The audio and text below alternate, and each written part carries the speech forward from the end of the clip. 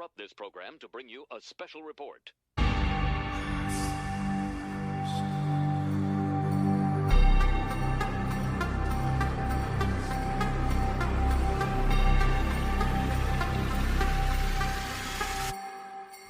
Welcome to the 2023 Dakar Rally edition of the Chasing Waypoints podcast.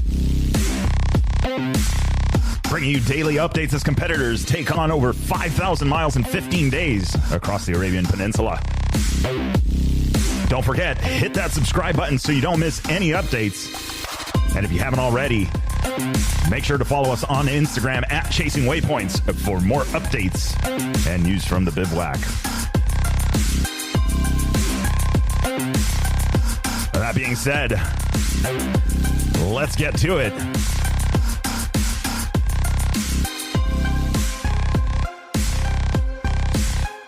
All right, what is going on, guys? Here we go. Stage 1, 2023 Dakar Rally.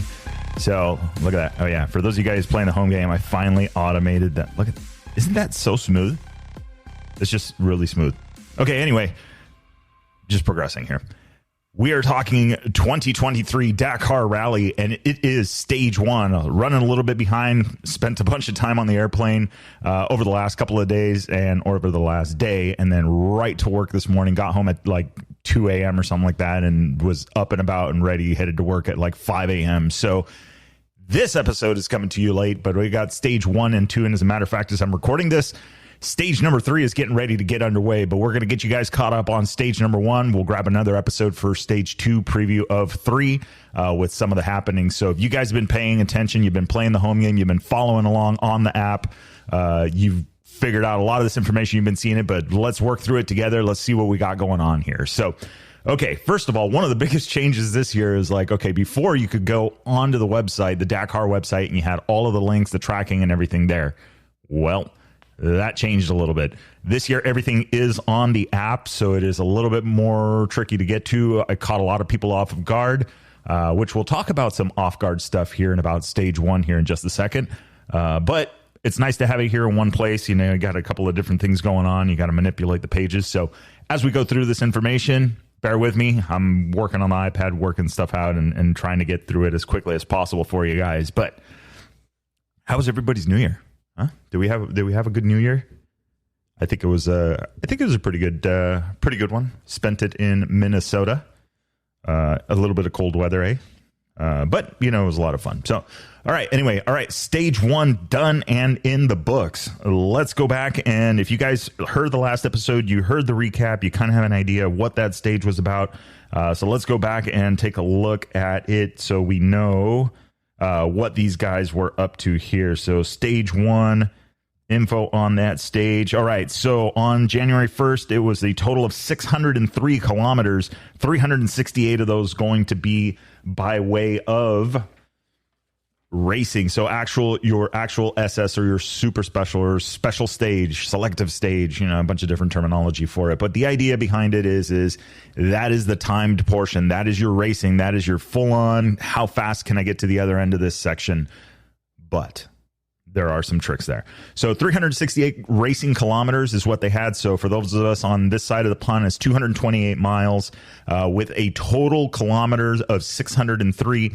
They also had a 145 mile liaison in there. So remember, guys, liaison is the commute between the bivouac or the pits, the start of the special stage, or the end of the special stage and the bivouac. So it could be divided up a little bit differently. In this case, it was actually a little heavy on the back end, which means short liaison in the morning, longer liaison in the afternoon.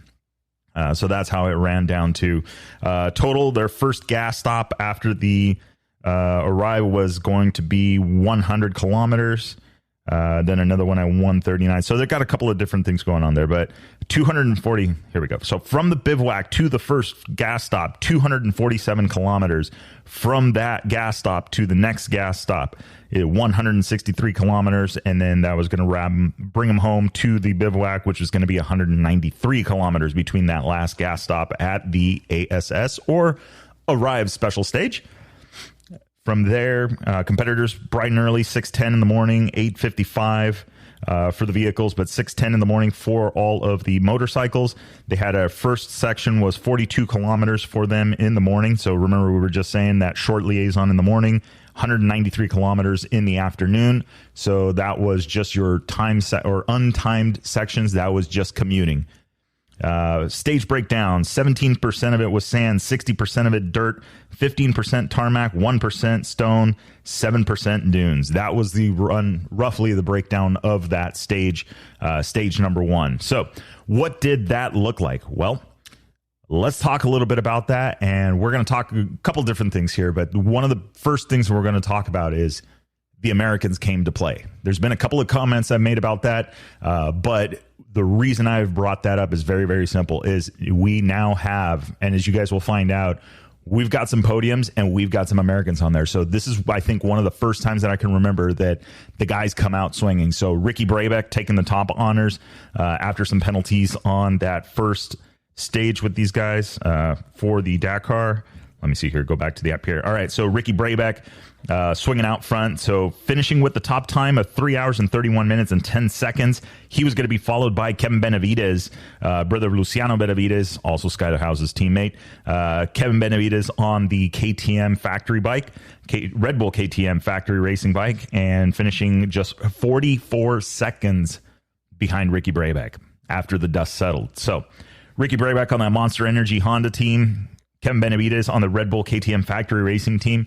And then he was the rookie last year, and this time around actually picking up a third on stage number 1, Mason Klein on the BAS World KTM racing team, finishing an additional 44 seconds. So 3:31.54, actually finished exactly tied with Kevin Benavides. So Ty went to the runner. Kevin Benavides took that one up front. Then that is your top 3 on stage number 1.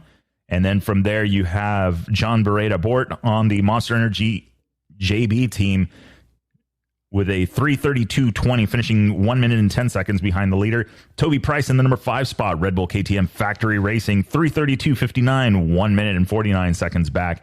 Daniel Sanders in that number 6 spot on the Red Bull Gas Factory Racing bike, 3 hours, 33 minutes, and 150 back from the leader. Pablo Quintanilla in the number 7 spot, Monster Energy Honda team, 3:33.07. He finished 1 minute and 57 seconds back. Did you guys notice this trend? Like literally everybody's on top of each other. 3:31, 3:31, 3:31, 3:32, 3:32, 3:33, 3:33 for 7th for Quintanilla. Skyler House 8th, 3:34. 3 minutes and 7 seconds back from the leader. Aiden Van Beveren, newcomer to the Monster Energy Honda team, 3:34.57, and finishing 3 minutes and 47 seconds back. Top 10, Matthias Walkner running that one out. Red Bull KTM Factory Racing, 3 hours, 36 minutes, and 51 seconds, finishing 5:41 behind the leader. All right, so here comes the fun part. 2 things on this stage that was very interesting. If you guys listened to last year's episodes, last year's show, you know a little bit about this whole like Dakar swing, right? You don't want to finish up too high. You don't want to finish too low. You kind of want to be in that sweet spot so that your next day, your starting order, you're a little bit back. You got some tracks to follow. You got all of this stuff. That swing literally would start from the prologue, right? Everybody sandbagging the prologue, trying to do the stuff and trying to get the stuff. Okay, well, here's what happened. And if you guys heard the first episode, this was something that I was still not aware of yet, but they were actually doing is that they actually took and multiplied the stage time, the prologue stage time, by a factor of 5. So what they did is they took the time there, multiplied it, and then added it to your stage 1 time. So now what you're doing is that if you're playing games already in that prologue, trying to get slick, trying to figure out, like, I'm going to hedge my bets here. Like, okay, well, I know I'm as fast as Toby, hypothetically speaking, because there is no way in hell I'm as fast as Toby. Or actually, come to think of it, there's no way as hell I'm fast as anybody in that field. But anyway, I digress.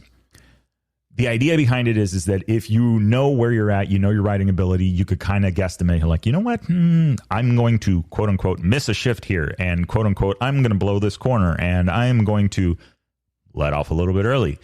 I'm purposely trying to shave a little bit of time and trying to do this stuff. Well, Now you're playing with fire because now it's worth 5 times as much when you lose time. So it gets a little dicey trying to figure it out. And then then they add that into your prologue time, that prologue time into your stage 1 time, and then that is going to change the starting order, right? So remember, your finishing order is the next day's starting order. So the finishers of the stage 1, so prologue, then they get their starting order. Stage 1, they get that time added onto it. The finishing order of stage 1 is now your stage 2 starting order, so on and so forth. So in this case, so yeah, we had those guys there. They finished up. So again, Breivik, Benavides, Mason, top 3 there for that one. That was on stage 1, and then they let out for stage 2. Okay, the other one, and this is something that we were talking about. So if you guys remember playing the home game, we were talking about speed zones. So speed zones are very important in the game of Rally, because in the game of Rally, it's not just about how fast you can go, right? You got to navigate clean, you got to ride quick, and you got to make sure you get those waypoints like you know where they were at. Well, there's more rules to it, and that includes inside and outside of the time special.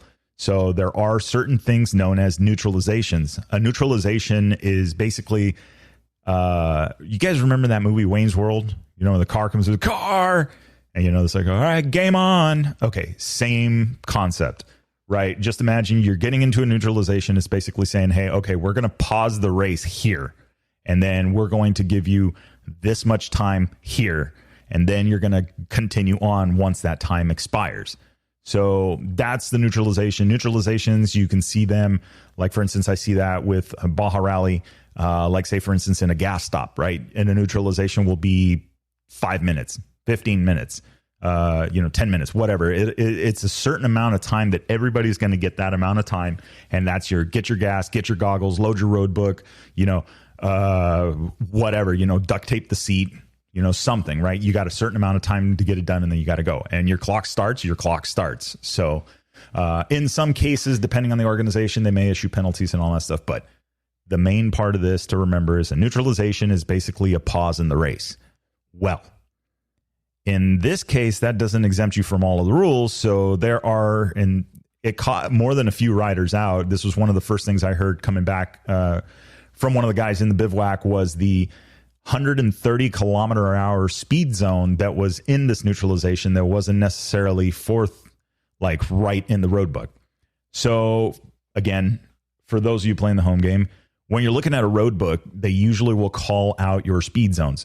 Now, in this year's Dakar, it's a little bit tricky because you've got really, at one point now, you had 2 speed zones you had to worry about. One is an overall speed limit of 160 kilometers an hour.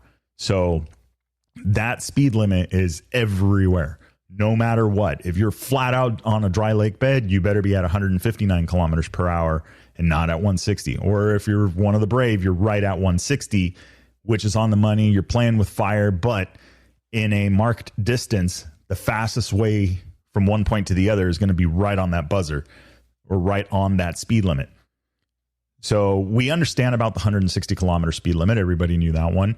And in talking to them, it was, there was this 130 kilometer an hour speed limit that was out of nowhere. That was not in the road book. There wasn't generally discussed that, from my understanding, 7,000 miles away.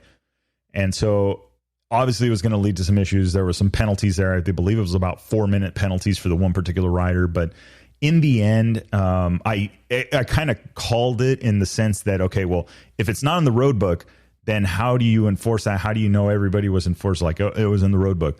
So enough teams, I believe, protested it, and it ended up being reversed. So they did away with those penalties. Still, you still had the prologue time plus your stage time of stage 1 that was going to determine your starting order for stage 2. So that is what made things a little bit interesting heading into the next day. So let's see here. All right. So what it looked like then for stage 2, once the times were factored in and everything. Well, actually, wait. Let's not jump to stage 2 yet. We'll do our own episode for stage 2 here in just a few minutes. So you guys will be hearing this as stage 1. Stay tuned because stage 2 is going to be right behind this as soon as I get this one uploaded. So. All right, let's see here. So stage 1, we already knew. We know the tail of the tape. We knew how long it was going to be.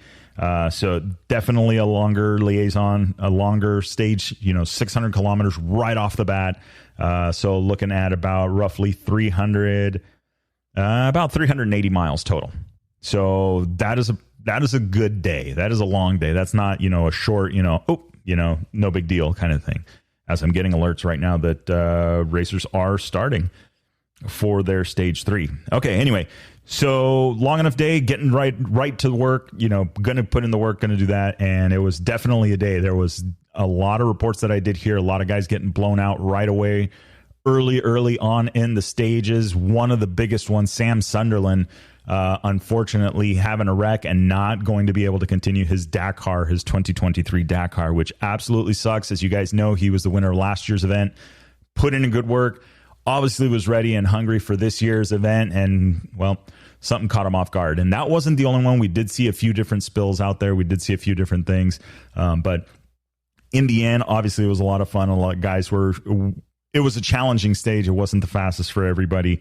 I think it did take a little bit longer than they thought it was going to be. But hey, you know what? Everybody made it in. So speaking of everybody, guys, remember we talked about there's 11 competitors from the United States that are over there. So not just Ricky Brabeck, Mason Klein, or Skylar Howes, but you've also got Jacob Argubright, you've got Ace Nilsson, and then you've got the American Rally Originals, and you also have Peter Angelvec. And so we got a few guys to kind of keep up with and see. So let's look a little bit at what their rankings were, what their days were. While we do that, I have got, in speaking with, and I've been talking directly with the guys from the ARO. Obviously, it was a challenging day. We had a lot of stuff going on for those guys, but I do have a sound clip to play you guys here. This is from David Pearson while he was in the bivouac getting ready to start stage 2. So let me play this for you guys really quick. Keep us all in. Start a stage 2.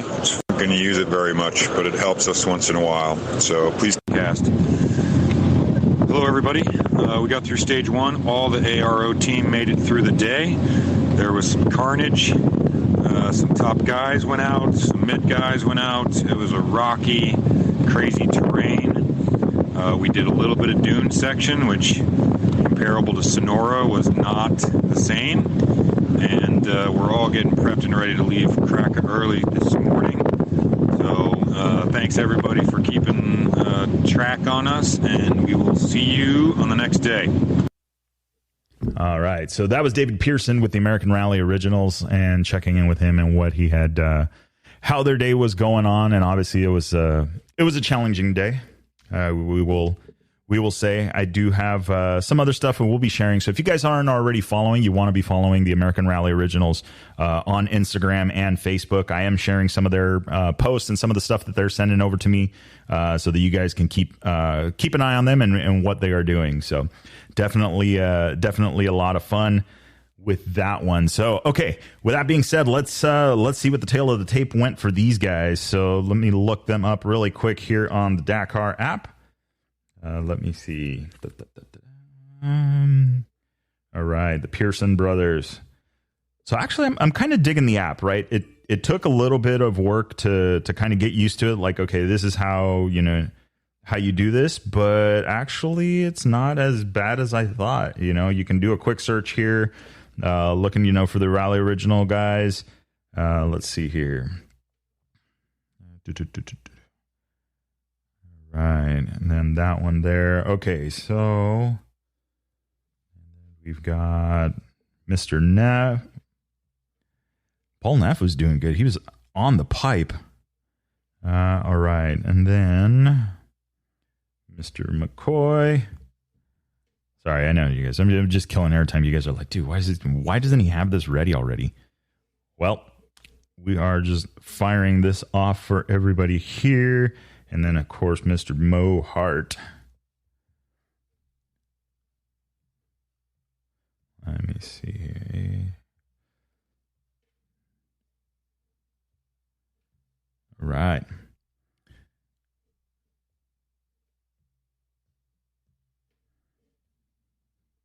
Okay, let's see here.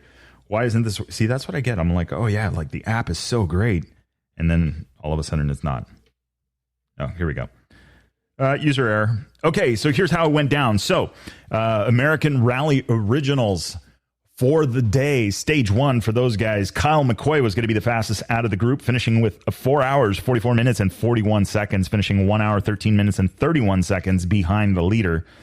David Pearson finishing 84th for the day, 4 hours, 50 minutes, 42 seconds, 1 hour, 19 minutes, and 32 seconds behind. Then you have Paul Neff. He is going to be your number 101 finisher, 5:06:07, 1:34:57 behind the leader. Then you've got Jim Pearson, number 115, finishing. He is that is a 5:27:27, 1 hour, 56 minutes, and 17 seconds behind. And then 132, Mo Hart, 6 hours, 45 minutes, and 32 seconds, finishing 3 hours, 14 minutes, and 22 seconds off the lead time. So, great showing. You know, one of the biggest things, and I gotta say, and I talked a little bit about this, and if you guys heard the episode when talking to Dave and Jim Pearson about this, it was interesting to see, you know, like the mentality, right? You know, I just went over these numbers, and I'm not even sure that any of the guys on the team know these numbers necessarily. They may know them because of their starting order for the next day or whatever it is. But one of the biggest things that they kind of touched on that I saw was, you know, hey, it's this time it's Americans. It's this time getting a team across the line. So they're really focused on that part of it and coming in. I know that Mo has had a couple of hard days already and doing some navigation and just some rocky stuff and terrain and things like that. But there's a finish each day, and that is the goal, and that's what these guys have been doing. So absolutely hats off to them. It is not an easy achievement, one, to even get there and set foot there, especially with these guys working as a team together all abroad. The first time they literally all were in the same place was when they all touched down in the city and when they were on their way to Sea Camp, which is the magic city that the Dakar and ASO put together in the middle of nowhere. So I'm absolutely stoked to follow these guys and seeing what these guys are doing and working on. So I'm hoping for, some better results. You know, these guys are absolutely doing, I mean, the result that we are looking for right now, just to be honest, is the finish, right? We want all of these guys across the line. I want to see all 5 of these guys on the stage. Actually, I want to see all of the Americans, right? You still have Peter Angelovec, you still have Jacob Argybright, and you still have Ace Nilsson on top of the guys, you know, Ricky Brabeck, Mason Klein, and Skylar Howes. You know, you got those guys there. So there's a big team there. We want all of these guys across the line. And like I said, you know, already based on the first couple of days, the stage results that have come through, you know what?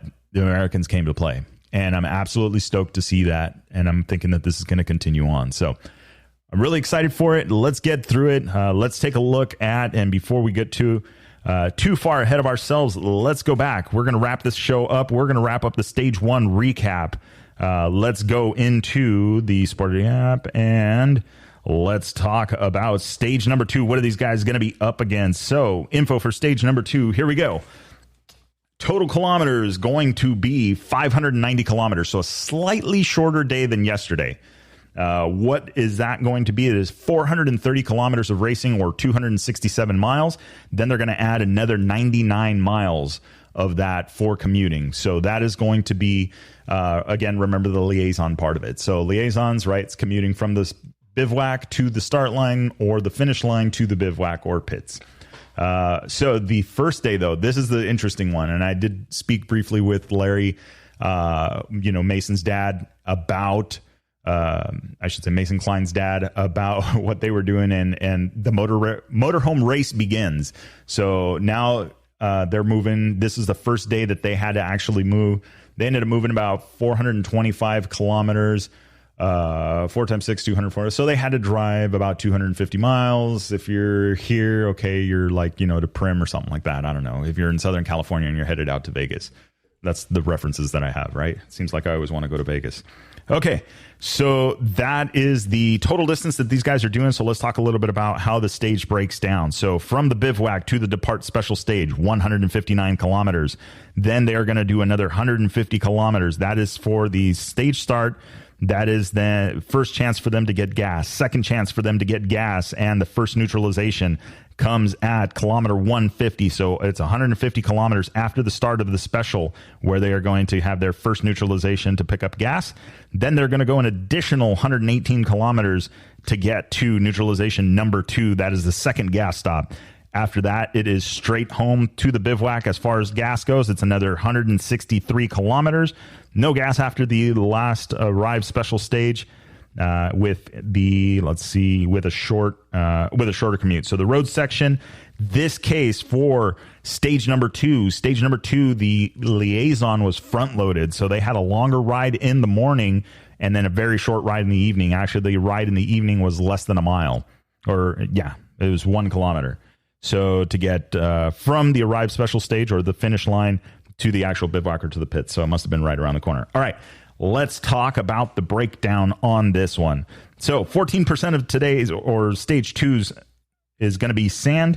Then you got another 59% of dirt, 0 tarmac, 26% stones, 1% dunes, and 0% lago seco. So no dry lake beds for today. You guys are going to have to keep it spicy as fast as they can in some of this terrain. So I won't give away some of the stuff we've already heard, but stage 2 was definitely a doozy.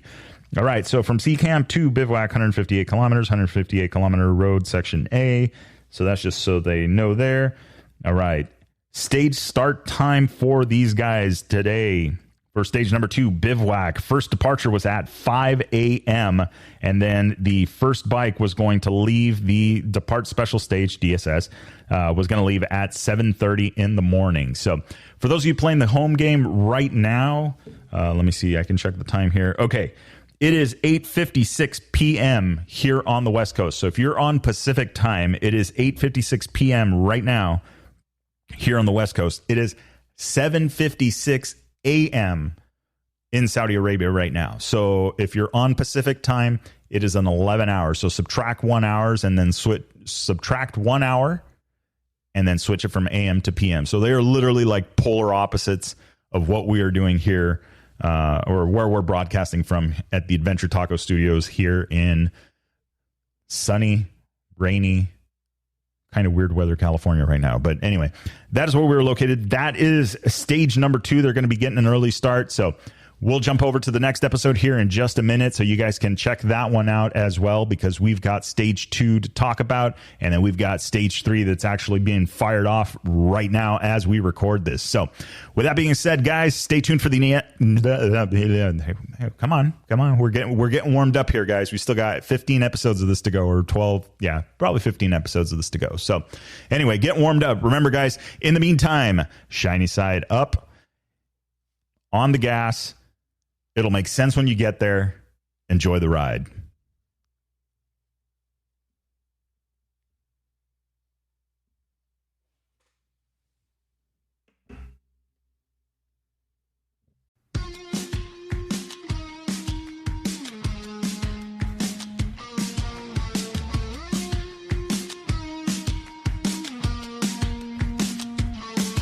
All right, that is the wrap for the Chasing Waypoints podcast this week. Hope you guys enjoyed the show. Don't forget to like and subscribe if you like what you heard. We are available on Apple Podcasts, Google Podcasts, and a bunch of others. Also, follow us on social media. You can find us on Facebook under Chasing Waypoints, Instagram Chasing Waypoints _official, and of course, the YouTube under Chasing Waypoints. Hope everybody has a good week. We will see you guys for the next episode. Remember, shiny side up, and don't forget to tag us. We want to see where you guys are riding and what you guys are up to. Have a great week.